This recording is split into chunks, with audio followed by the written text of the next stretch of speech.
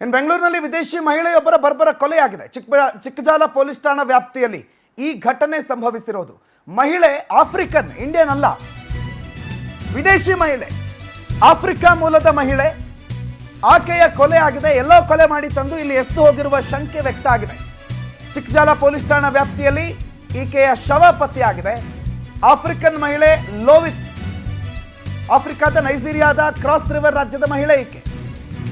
ಲೋವಿತ್ ಅನ್ನೋರನ್ನ ಬೇರೆಡೆ ಕೊಲೆ ಮಾಡಿ ಇಲ್ಲಿ ತಂದು ಮೃತದೇಹ ಎಸ್ದು ಹೋಗಿರೋ ಶಂಕೆ ವ್ಯಕ್ತ ಆಗಿದೆ. ಬೆಟ್ಟಹಲಸೂರು ಮುಖ್ಯ ರಸ್ತೆ ಬಳಿ ಮೃತದೇಹ ಪತ್ತೆಯಾಗಿದೆ. ಚಿಕ್ಕಜಾಲ ಪೊಲೀಸ್ ಠಾಣೆಯಲ್ಲಿ ಪ್ರಕರಣ ಕೂಡ ದಾಖಲಾಗಿದೆ.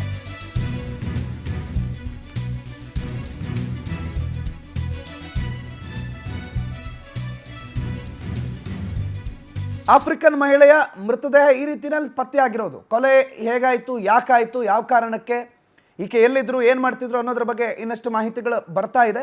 ಆದರೆ ಈ ಕೊಲೆ ಬೇರೆ ಕಡೆ ಮಾಡಿ ಆಕೆಯ ಮೃತದೇಹವನ್ನು ಇಲ್ಲಿ ಎಸ್ದು ಹೋಗಿರಬಹುದು ಅಂತ ಹೇಳಿ ಶಂಕೆ ವ್ಯಕ್ತ ಆಗಿದೆ. ವೆಂಕಟೇಶ್ ಈ ಬಗ್ಗೆ ಮಾಹಿತಿ ಕೊಡ್ತಾರೆ. ಫೋನ್ ಸಂಪರ್ಕದಲ್ಲಿ ಜಾಯ್ನ್ ಆಗಿದ್ದಾರೆ. ವೆಂಕಟೇಶ್, ಕೊಲೆ ಆಗೋದಕ್ಕೆ ಕಾರಣ ಏನು, ಈಕೆಯ ಹಿನ್ನೆಲೆ ಏನು, ಏನು ಮಾಡ್ತಾ ಇದ್ಲಿ ಈಕೆ ಬೆಂಗಳೂರಿನಲ್ಲಿ, ಏನು ಗೊತ್ತಾಗಿದೆ ಈ ಮರ್ಡರ್ ಬಗ್ಗೆ?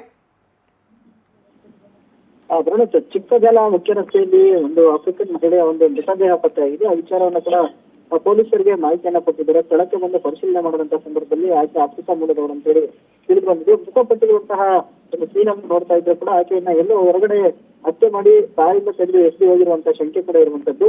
ಯಾವ ಒಂದು ವಿಚಾರಕ್ಕೆ ಈ ಒಂದು ಹತ್ಯೆ ಆಗಿದೆ ಏನು ಅನ್ನೋದ್ರ ಬಗ್ಗೆ ಕೂಡ ಪ್ರಾಥಮಿಕವಾಗಿ ಪೊಲೀಸರು ಇನ್ವೆಸ್ಟಿಗೇಷನ್ ಅನ್ನು ಕೂಡ ಮಾಡ್ತಾ ಇದ್ದಾರೆ. ಅಂದ್ರೆ ಮೃತಪಟ್ಟಂತಹ ಸ್ಥಳ ಏನಿದೆ ಆ ಜಾಗ ಯಾವ್ದು ಅನ್ನೋದನ್ನು ಕೂಡ ಪರಿಶೀಲನೆ ಮಾಡ್ತಾ ಇದ್ದಾರೆ. ಮೃತದೇಹ ಸಿಕ್ಕ ಸ್ಥಳದಲ್ಲಿ ಯಾವುದೇ ರೀತಿಯಾದಂತಹ ವಸ್ತುಗಳು ಕೂಡ ಸಿಗ್ಲಿಲ್ಲ. ಅಂದ್ರೆ ಈಕೆಯನ್ನ ಬೇರೆ ಕಡೆ ಹತ್ಯೆ ಮಾಡಿ ತಂದು ಇಲ್ಲಿ ಎಸ್ದಿರುವಂತಹ ಶಂಕೆ ಇದೆ.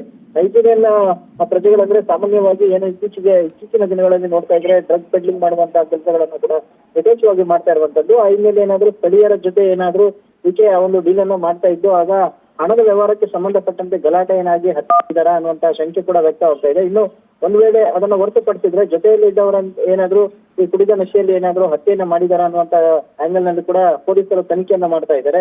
ಸದ್ಯಕ್ಕೆ ಮೃತದೇಹವನ್ನ ಈಗಾಗಲೇ ಅಂಬೇಡ್ಕರ್ ಕಾಲೇಜ್ಗೆ ರವಾನೆ ಮಾಡಿದ್ದು, ಮರಣೋತ್ತರ ವರದಿ ಬಂದ ನಂತರ ಎಕ್ಸಾಕ್ಟ್ ಆಗಿ ಯಾವ ರೀತಿಯಾಗಿ ಹತ್ಯೆಯನ್ನ ಮಾಡಿದ್ದಾರೆ ಅನ್ನೋದು ಕೂಡ ಗೊತ್ತಾಗುತ್ತೆ.